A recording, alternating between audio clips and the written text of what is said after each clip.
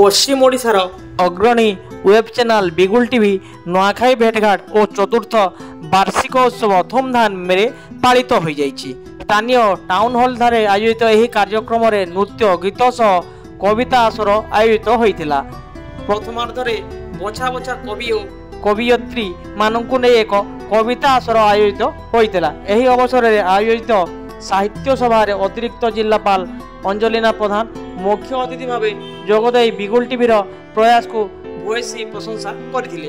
अन्य मानक मध्य सोनपुर महाविद्यालय ओडिया विभाग अध्यापिका डॉक्टर इतिश्री दास, पूर्वतन अध्यापक डॉक्टर ज्योतिरंजन बहिदार, लेखक तथा समाजसेवी डॉक्टर आर्तत्राण बाबू, पूर्वतन राज्य मत्स्य उन्नयन कॉर्पोरेशन अध्यक्ष अभिमन्यु कुशल, महानदी धारार प्रतिष्ठाता प्लावन महापात्र, विशिष्ट शिक्षयित्री तथा कवियत्री संतोषिनी नंद प्रमुख मंचासीन हो निज निज वक्तव्य रखिथिले।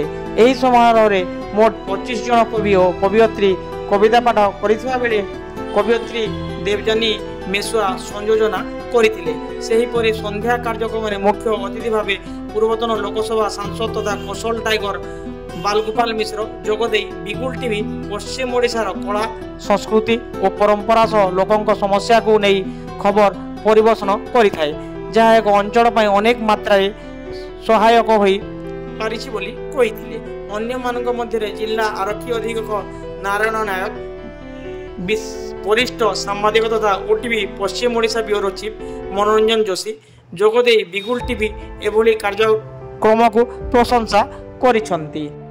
सेहीपरि समाजसेवी अरविंद बारिक, बिगुल टीवीर परिचालना अध्यक्ष संतोष कुमार मिश्र, उपसभापति बंटू अग्रवाल प्रमुख मंचासीन थिले।